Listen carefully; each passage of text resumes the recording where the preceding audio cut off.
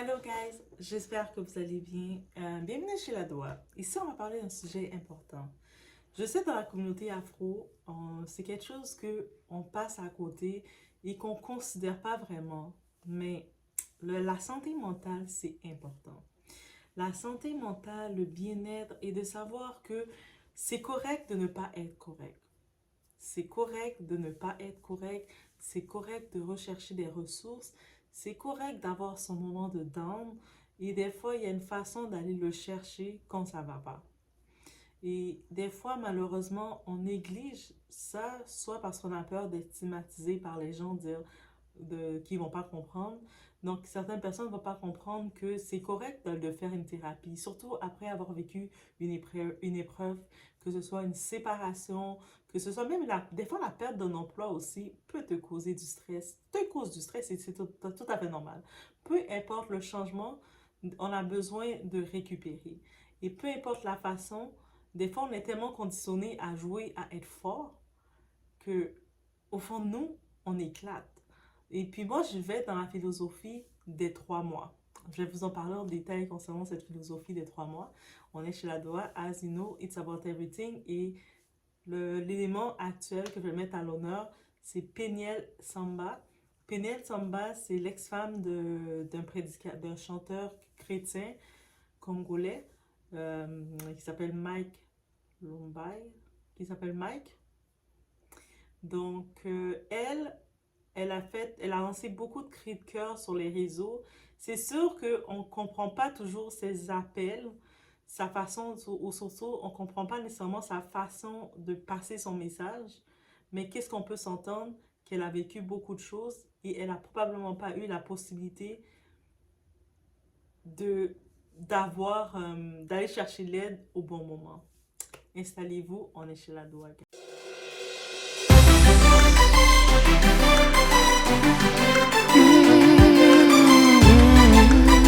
Donc ici, c'est Peniel. Cette vidéo-là que je vous ai montré, c'est un bout d'une vidéo qu'on a voyé lors de son divorce avec son mari, Mike. Elle avait été très virulente, très forte. Elle avait laissé entendre beaucoup de... Elle avait exposé elle a fait beaucoup d'accusations en tant que telle. Elle avait partagé beaucoup de sentiments, d'événements qui lui est arrivé lors de ce mariage. Et suite à ça, comme si elle est revenue sur ses mots pour s'excuser. Et limite, dans ces excuses-là, on voit qu'elle est limite en train de s'excuser de tout, de dire, mais en vrai, c'est un homme de Dieu, j'ai pas le droit de parler mal de lui, j'ai pas le droit de le ruiner et tout ça. Mais une chose est certaine dans ces excuses, on peut dire une chose, tu as le droit d'avoir les sentiments que tu as. Tu ne peux pas t'excuser d'avoir tes sentiments. On a tous des sentiments et souvent, qu'est-ce qui arrive? On nous conditionne tellement à abréger nos sentiments, on nous force tellement à abréger comment on veut parler, comment on veut communiquer, qu'à cause de ça, on essaie de se conditionner de quelque chose qu'on n'est pas. Et ça, c'est notre réalité qu'il faut dénoncer. Et puis surtout, il faut dénoncer ce genre de partenaires. Le genre de partenaires qui utilisent le passif agressif avec toi. Ils vont te provoquer, ils vont te faire des commentaires, ils vont souvent essayer de te reprocher. Ils agissent comme s'ils veulent te changer ou te conditionner dans l'image qu'ils veulent que tu sois. Alors que si tu es avec quelqu'un, c'est parce que tu es supposé aimer la personne comme elle est. Pourquoi maintenant, si la personne te parle, vous êtes en train de discuter, tu vas vouloir changer la personne. Tu as l'intention de vouloir essayer de dire non, tu n'as pas le droit de dire ça comme ça. Tu sais, tu essaies de le faire continuellement ou tu essaies de reconditionner ou de temps en temps, tu vas faire des remarques. Oh, mais t'es pas une bonne femme, c'est pas comme ça une bonne femme agit. Et tu vas essayer de, à chaque fois, conditionner la personne, faire du passif agressif. Et quand la personne réagit, parce que les émotions te font réagir un peu plus fort que quelqu'un qui est passif-agressif, et là, c'est toi qui passes pour la mauvaise personne, c'est toi qui doit finir par t'excuser, alors que c'est la personne qui t'a provoqué. Ce genre de partenaires, c'est des partenaires zéro, des partenaires qu'on ne veut pas, des partenaires on doit se reculer de ça parce qu'ils sont mauvais. Ils sont là pour nous détruire. Et maintenant, j'y vais rapidement dans l'historique vraiment abrégé, rapide de Peniel. Peniel, j'ai pu comprendre, elle s'est mariée très jeune avec cet homme. C'est un homme qui était déjà populaire et du côté chrétien. Et on sait déjà ceux qui sont fervents, qui vont à l'église, côté chrétien, les personnes dans les ministères qui sont à l'avant, ils ont un titre, un gros titre.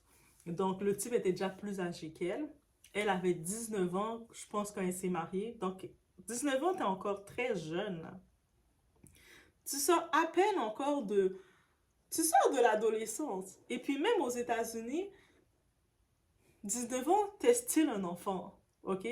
T'es still un enfant à 19 ans. Donc, il y a des endroits, c'est 21 ans et plus. Donc, 19 ans, t'es still un enfant pour les Américains. Comme. Ça veut dire que là, maintenant, à 19 ans, il s'est marié avec un homme qui avait déjà une influence, qui était déjà populaire. Et c'est sûr que oui, ce type-là, comme on entend, certains ont dit que oui, elle était fille de pasteur, elle était déjà élevée, elle avait grandi dans le côté chrétien. Beaucoup de personnes disent qu'il l'a mariée, elle, parce qu'elle était la fille d'eux. Donc, et ça, c'est vraiment frustrant de dire que quelqu'un va te marier parce que tu es l'enfant d'eux, parce que tu es ci, et non parce que tu es toi. Donc, déjà là, c'est une relation qui est vouée à l'échec. Moi, je veux pas que quelqu'un, tu vas me marier ou tu vas vouloir envisager d'être avec moi parce que je suis la fille de un tel, je suis ci. Pour... Non. Je veux que si tu te maries avec moi, c'est parce que toi et moi, on a connecté ensemble. Fait que déjà, quand il y a le côté, ah, mais ta mère, c'est une bonne personne, je me marie avec toi à cause de ta mère ou à cause que je connais ta famille. Mais si c'est ça, on n'a rien à faire ensemble. On n'a absolument rien à faire ensemble parce que tu ne me connais pas moi et puis je suis mon propre individu au-delà de être la famille ou la fille d'elle. Et je pense que déjà, si elle avait cette pression d'être la fille la fille d'un pasteur, il y a des attentes de comment tu dois te comporter. Et en plus qu'elle est jeune, à 19 ans, tu es encore en âge de te chercher, de te dire qu'est-ce que je vais étudier. Tu sais, c'est comme qu'est-ce que je veux faire de ma vie. Comment je veux décorer ma chambre d'adulte. Tu sais, tu es en train de réfléchir, de commencer à dire est-ce que je commence à enlever mes posters ou pas. Peut-être non. À 19 ans, tu gardes tous tes posters dans ta chambre encore. Bref. Mais là, tu es déjà dans la phase mariage. Là, ils ont fait leur mariage. Elle a laissé entendre parce que je pense qu'elle s'exprime quand même sur les réseaux. Et elle est quand même active encore sur les réseaux. Elle laisse savoir beaucoup, elle dénonce beaucoup de choses et on voit qu'elle a des moments que c'est beaucoup trop pour elle et qu'elle dénonce des choses, des situations, des événements. Et les événements qu'elle dénonce, c'est réel parce qu'on voit, c'est vraiment, elle donne des faits directs. Ça peut pas être inventé. Elle fait même pas ça pour le buzz parce que même si tu ferais ça pour le buzz, ça va pas être en ta faveur. C'est-à-dire qu'on le voit réellement qu'il y a des moments que quand tu as été réprimandé, quand tu as souffert, tu as été conditionné, un moment, il y a des moments, même si tu essaies d'être forte, même si tu essaies de montrer que tu es en contrôle, il y a des moments que tu éclates. Au-delà de déjà, son premier traumatisme, je dis, c'est le mariage beaucoup trop jeune. Donc, je comprends pas l'idée de vouloir marier votre jeune fille de 19 ans à un homme déjà qui est beaucoup plus âgé, qui est dans un autre niveau qu'elle. Il y a déjà un niveau de domination qui va se faire. Et là, maintenant, en plus de ça, dans la relation, semblerait-il, ça s'est pas bien passé du tout, selon beaucoup de faits qu'elle a laissé entendre. L'autre point aussi que je tiens à dire, lors de ce divorce, parce qu'ils sont divorcés, le type a gardé les deux enfants. Ils ont eu deux enfants ensemble, deux petits-enfants. Là, je ne sais pas quel âge ils ont les enfants. Je dis petits parce que je pense qu'ils sont encore petits parce qu'elle est jeune. Là. Elle a 26 ans. Là. Ça veut dire que ses enfants ne sont pas plus vieux que ça. Et le type, comme il a plus de pouvoir qu'elle, et puis lui, il essaie de montrer qu'il est calme, qu'il est à son affaire. Et puis elle, le fait qu'elle est plus émotive. Et c'est souvent ça que ce type de manipulateur, moi j'appelle ça les pervers narcissiques qu'ils font. Ils essaient, eux autres, ils vont rester calmes face à la personne qui est émotive pour que la personne émotive, elle perd le contrôle. Et comme ça, ils peuvent dire au monde, tu vois, elle, de toute façon, elle ne peut pas se gérer. Et je sens que c'est cette force-là qu'il a utilisée sur elle. Et puis en plus, comme là, de ce niveau, financièrement, j'imagine qu'il a peut-être plus de pouvoir d'option qu'elle. Donc, il a gardé les enfants, ses deux fils, mais il travaille, il est toujours en déplacement et tout. Et ce qu'elle a laissé savoir, un de ses enfants, le plus jeune, je pense que c'est Zayn, en plus c'est un beau nom. J'ai un fils, je suis appelée à appeler ce nom Zayn. Zayn, vous savez, ça représente quoi? Ça représente le nom de la montagne quand Moïse est allé sur la montagne chercher les 10 commandements, le nom de la montagne s'appelait Zion. Donc, je suis appelée à appeler mon fils Zion. Donc, ok? Donc, là, maintenant, qu'est-ce que je tiens à dire? Je pense que c'est Zion, c'est le plus jeune. Il souffre d'autisme. Il a l'autisme. Et lui, autisme, ça ne t'empêche pas d'être ce que tu dois être et puis d'être encore plus que ce que tu dois être parce que tu développes d'autres sens quand tu es autiste. Mais par contre, tu as besoin de l'encadrement, beaucoup plus d'encadrement et beaucoup plus d'attention. C'est-à-dire que c'est pas juste de l'argent. Les parents, là, c'est pas juste de prendre l'enfant, de donner de l'argent, de le mettre dans des grosses écoles, ça va suffire. Un enfant qui a un trouble comme ça, il a besoin de beaucoup plus d'attention que justement, souvent quand un parent a un enfant autiste, il doit écourter son travail pour passer plus de temps avec cet enfant-là. Parce que l'enfant, par exemple, pour aller à l'école, il a besoin d'un des parents qui vienne l'accompagner pour le stabiliser. Parce qu'il est comme les autres, tu dois avoir une certaine routine pour pas être dérangé. Et là, elle, dans son cœur de maman, elle a son autre traumatisme d'être séparée de ses deux enfants par force et de savoir que un des enfants, il a des carences, il a un trouble, qu'il a un trouble, qu'il a besoin de plus d'attention et que son père, il le met juste chez des gardiennes comme ça. Des fois, les gardiennes d'enfants, oui, de temps en temps, ils vont faire la job, ils sont gentils, je dis pas le contraire. Mais est-ce qu'ils vont vraiment avoir la même patience que maman, le cœur de maman ou le cœur d'un parent, parce que des fois, ça peut être un père attentif, pour s'occuper d'un enfant autistique qui a réellement des problèmes, qui a besoin d'attention? Est-ce que réellement ils vont pouvoir le faire? Et puis là, ça veut dire que c'est son autre traumatisme de savoir que dans son cœur de maman, il y a un de ses enfants aurait besoin d'attention, mais il va pas l'avoir. Il va pas l'avoir d'elle. Peut-être il va l'avoir d'ailleurs. Je sais pas que le père Mike, il s'occupe pas de ses enfants. Mais elle sent que dans son cœur, c'est comme si elle abandonne son enfant forcé. Donc, il y a cette pression-là qui vient. Elle avait montré, en plus de ce côté-ci, on peut le voir qu'elle a été privée de ses enfants parce qu'elle avait vraiment montré, elle avait exposé des messages où ce que lui disait, mais si tu veux avoir les enfants, tu dois te comporter comme ça. Tu dois faire ci si tu veux les enfants, tu dois faire ça si tu veux les enfants. Quand je vous dis que ça, c'est la définition du narcissique, le passif-agressif, il va te provoquer en soum-soum, il te provoque dans les coulisses, et puis il va savoir que toi, le fait que tu as plus d'émotions, tu es hyper émotif, tu réagis plus vite, et toi, tu vas réagir, et tes réactions, il va t'accuser de tes réactions pour que tu t'excuses. Tu vois, tu t'es mal comporté, mais tu es privé. Pendant quelques mois, elle n'a plus de nouvelles des enfants. Ah, mais tu peux pas les appeler, tu as été méchante.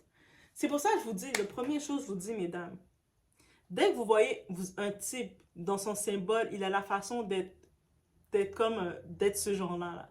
Passif-agressif, un petit peu genre, vous le sentez. Ces choses-là, ça se sent. N'envisagez pas quoi que ce soit avec ce type-là, parce que ce type-là va toujours faire en sorte de vous faire passer pour vous, pour la vilaine. C'est toi qui t'énerve, c'est toi qui es comme ça, c'est de ta faute. Alors que lui, en colis, c'est lui qui vous provoque. Ok? Ça, je vous le dis. Donc, même si... Et puis moi, c'est pour ça, quand je regarde une chose comme ça, je me dis, je suis appelée à avoir un enfant, mon enfant porte mon nom. Peu importe ce que l'homme dit. Non! Et c'est peut-être si j'ai un enfant et puis l'enfant porte le nom du père, c'est que j'ai confiance que le père est avec moi et puis on est dans la même longueur d'onde. Dès que je sens qu'on n'est pas dans la même longueur d'onde, soit je sens que ton nom ne va rien apporter va pas monter mon enfant haut, t'as pas un nom extra, mon enfant va pas porter ton nom. Le nom de mon père vaut plus que ton nom. I'm sorry, je le dis. Et puis aussi, au-delà de ça, si je suis appelée, j'ai un enfant avec toi, mais je sens que tu as un caractère passif-agressif, tu as un caractère du côté narcissique, tu provoques, tu fais toujours des petits commentaires qui n'ont aucun sens, qui sont provocateurs, mais tu vas piquer ma réaction. Mais crois-moi, Dieu m'appelle à avoir un enfant avec toi, mon enfant porte mon nom. Et puis si tu es chanceux, si si j'écris pas père inconnu. Oui, j'écris père inconnu.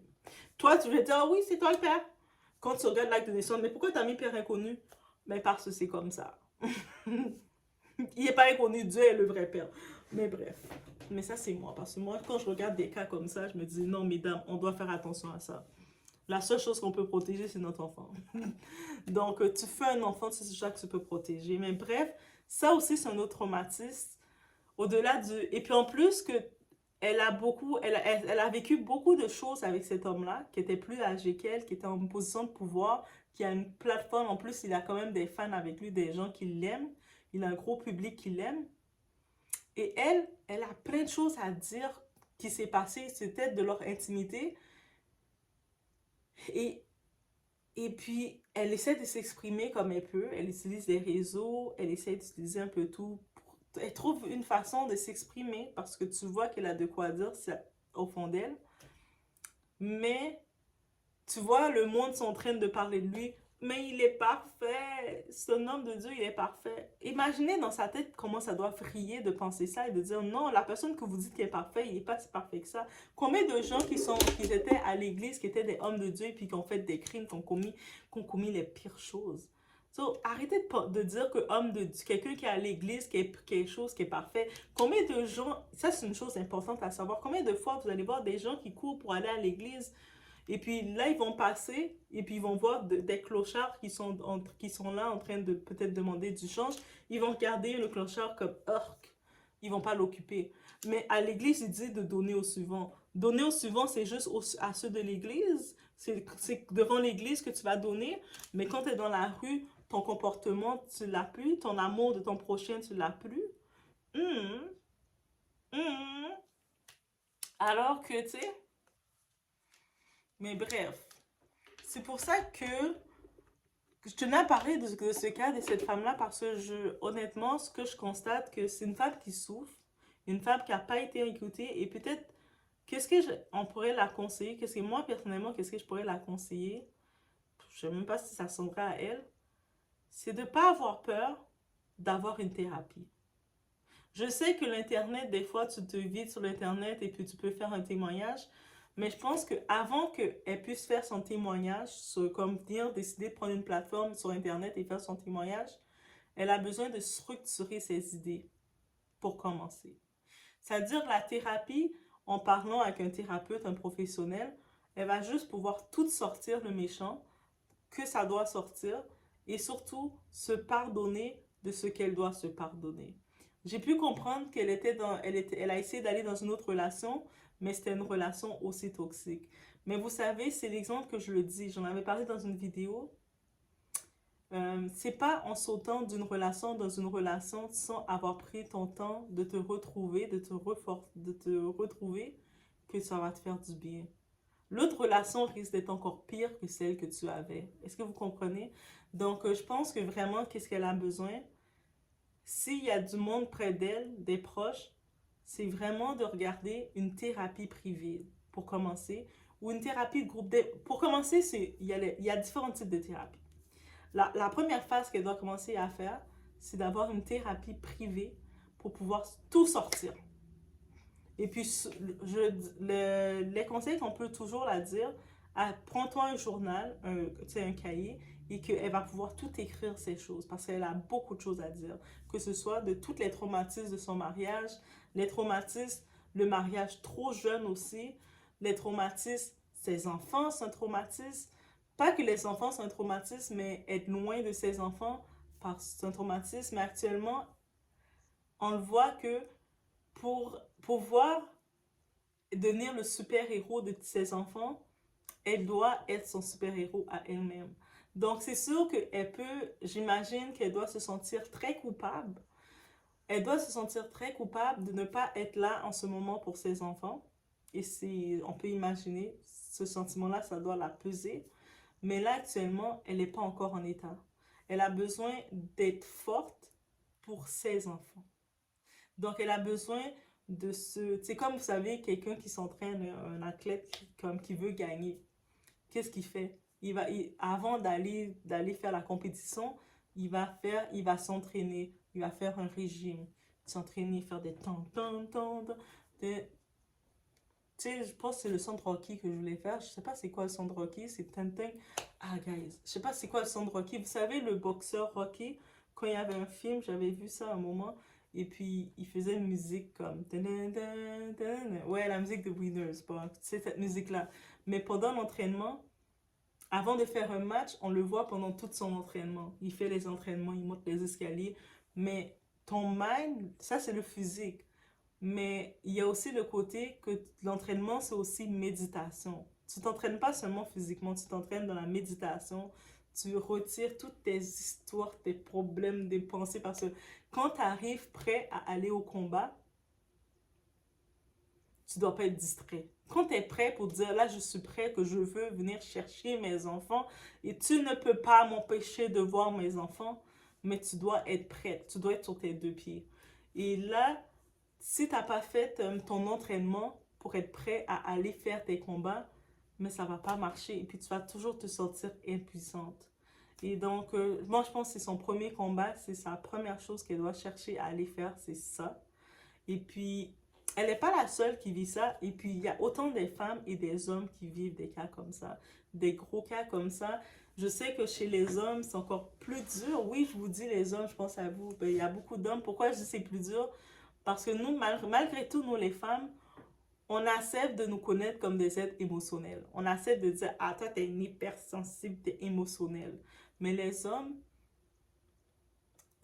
ils vivent beaucoup de stress, beaucoup d'émotions, de claques qui les viennent des coups, et puis ils doivent faire ça. Et à quel point ils peuvent tenir. C'est pour ça, des fois, il y en a, après, ils vont faire des coups radicaux, parce qu'ils ne pouvaient plus tenir. Donc, c'était vraiment mon point, mon message quand j'ai vu le tout. Je sais que j'ai fait vraiment un gros abrégé de tout ce qu'elle vit. Mais je pense que cette femme, elle a besoin de cette parole-là. Je ne sais pas à quel point que ça va tomber, que ça va venir à elle, mais elle a besoin de ces paroles-là, que elle a besoin de se ressourcer. Elle a besoin de s'entraîner, son mental, le mental, pour les combats qui s'en viennent. Parce que tu ne peux pas faire un combat quand tu es encore trébuchante. Tu arrives devant là, ton adversaire, mais tu t'es pas entraîné. Ton adversaire va te mettre KO. Aussi simple que ça, c'est l'image que j'ai. Tu arrives pour t'entraîner et puis toi, ton adversaire, lui, il est entraîné. Il est prêt, il a plein de monde qui le supporte. Vous savez, des fois, quand on regarde les matchs de boxe, oui, les matchs de boxe, vous allez voir la vedette populaire, il y a tout le monde qui te supporte, qui crie pour toi. Ouais, c'est comme si c'est son ex-mari, là. Mike, il y a tout le monde, tous les chrétiens, ils sont là, yeah. Et elle arrive, elle est déjà comme pas entraînée, elle a aucun entraînement, elle n'est pas entraînée, et puis elle sait qu'elle n'a pas la faveur du public. C'est-à-dire que la seule chose que tu peux avoir, c'est de venir être entraîné, puis préparer tes coups et choquer tout le monde. Tu arrives, tu prépares tes coups, tu choques tout le monde, et pour ce faire, tu n'as pas le choix de faire ce travail-là sur toi-même. Et ça, c'est appelé à toutes nous. Des fois, là, on vit une situation, tu viens de vivre une rupture. Tu tombes cette vidéo, ça peut être adressé à toi. Tu viens de vivre une rupture. Tu t'étais investi dans cette relation. Tu avais peut-être fait le mariage. Tu avais peut-être envisagé d'être sérieux avec cette personne-là et tu te rends compte que cette personne-là, c'est un déchet dans ta vie. Là, tu te dis, c'est un échec, qu'est-ce que je fais? Comment je me reprends? Comment je me lève? Qu'est-ce que les gens vont penser? Avant de pouvoir affronter les gens, affronter qui que ce soit, tu dois t'entraîner pour être déjà sur tes deux petits pieds et être comme, yeah, je suis prête au combat. Ah, mais qu'est-ce qui s'est passé? Pap! Il s'est passé ça. Ah oui, tu t'évites les coups. Le monde va venir, t'évites les coups. Mais tu dois être prêt, être entraîné au combat. Donc, si tu n'es pas entraîné au combat, ben, n'importe qui va te faire une petite piche et puis tu vas être renversé, tu vas être rendu, tu vas t'excuser quand tu n'as pas à t'excuser. Et ce genre de profil-là, ça c'est le profil passif-agressif. J'en connais un comme ça, passif. Lui, c'est un passif-agressif. Et puis, je le dis, parce que moi, maintenant, j'ai pas peur des mots. Je le dis, toi, t'es très narcissique, t'es très passif-agressif. T'es quelqu'un qui... Tu comprends? Tu changes les choses. Je te vois quand ton caractère commentait. Il dit, ah, mais non, mais... Non, c'est comme ça que t'es. Puis moi, j'ai pas peur de dire les mots, maintenant. Avant, j'aurais été quelqu'un... J'aurais peur de dire les mots aux gens. Maintenant, j'ai une assurance, je me dis que tu m'aimes pas, je vais te dire que si je te trouve narcissique, comment t'agis, si je trouve que tu fais du passif-agressif, t'as beau faire comme si ta petite voix tranquille, tout douce, et puis de dire, mais moi, c'est moi l'homme, c'est moi qui décide. Tu décides, mais pas sur mon capital. Là, actuellement, ce que t'es, you're such a loser, tu vas pas décider sur moi, ok? Et puis, je vais te le dire carré, ok? Et puis, tu prends pas, ça va dire, oh, ok. Ou sinon, tu vas venir avec des commentaires. Mais toi, tu t'agis pas comme une bonne femme. Mais toi, est-ce que tu agis comme un bon homme? Parce que même si tu vas d'essayer de chercher la Bible pour me déstabiliser, même la Bible, il le dit. Hé, Marie, traitez votre femme bien. Si vous voulez que la femme vous traite bien, vous devez... Dans la Bible, ça le dit. Là. Même dans le côté des parents, ça dit, on dit honorez vos parents, mais parents, n'irritez pas vos enfants. C'est-à-dire, les parents qui maltraitent les enfants, ils ont oublié le passage de ne pas irriter leurs enfants. C'est-à-dire, si tu irrites ton enfant, c'est normal qu'en irritant ton enfant, ça va créer la conséquence qui ne va pas t'honorer. En ne faisant pas ton rôle d'homme dans la vie de ta femme, ça va faire que ta femme, elle n'a pas envie de te suivre. Je ne vais pas suivre un loser qui est derrière moi. Que moi, je suis obligée, je suis en train d'essayer d'avancer, de faire des efforts de chercher le meilleur pour ma vie. Et toi, tu restes assis sur ta chaise, tu trouves toujours des excuses. Et puis après, tu me parles que, ah, oui, moi, je vais t'offrir des positions, je vais t'offrir ça. Tes positions, garde-le pour ta mère. Ah oui, moi, je suis sec, je suis cru. Moi, je suis cru, je suis sec. Et je me dis, j'ai accepté que tu aimes ou tu n'aimes pas. Mais ça, c'est justement ça. En répétant, en faisant mes exercices mentaux, j'ai compris que je ne devais pas avoir peur de dire qu'est-ce que je pensais. Et si toi, tu es un individu, tu veux essayer de me réfréner, de dire non, tu ne dois pas penser comme ça, tu ne dois pas dire comme ça, parce que, mais tu n'es pas faite pour moi. Tu n'es pas faite pour moi. La personne qui va être faite pour moi, je vais porter sa bague.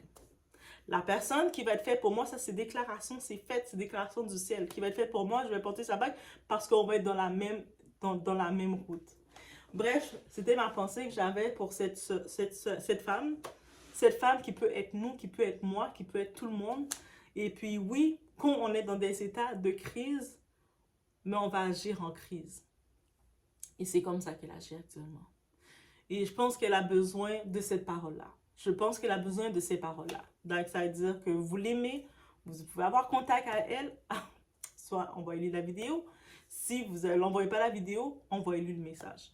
Le message peut se rendre, même si ça ne se rend pas par moi, ça peut se rendre par vous. Si vous avez contact avec elle, vous dites, Pénéal, je suis tombée sur ce message-là, cette petite Canadienne-là. Là. Elle a vu comme ça les histoires et puis elle a dit que tu as besoin de t'entraîner. De t'entraîner, prendre tes forces pour tes combats que tu vas faire. Parce que là, tu n'es pas encore en état pour gagner tes combats.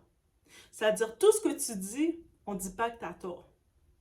Mais le fait que tu n'es pas entraîné pour faire tes combats, c'est pour ça que tu ne peux pas gagner tes combats. Et les premiers combats que tu dois gagner, c'est tes deux petits bouts de chou, tes deux petits anges. Il y a un de ces petits anges-là qui a encore plus besoin de soutien, qui a encore plus besoin de ta présence. Mais il n'a pas besoin de ta présence quand toi-même t'es affaibli. Parce que lui, il a besoin de ta faiblesse qui est fort. Parce que quand tu es autiste, tu es perturbé. C'est pas que tu es perturbé. On reprend. Quand tu es autiste, tu as besoin d'une routine directe. Tu as besoin d'être dans une routine stricte. Là. Comme, dès qu'il y a un petit changement, ça va te perturber. C'est ça que je dirais plutôt d'un enfant autiste. Donc, tu as besoin que tout soit encadré, soit fait dans ta tête et que tu as été capable de...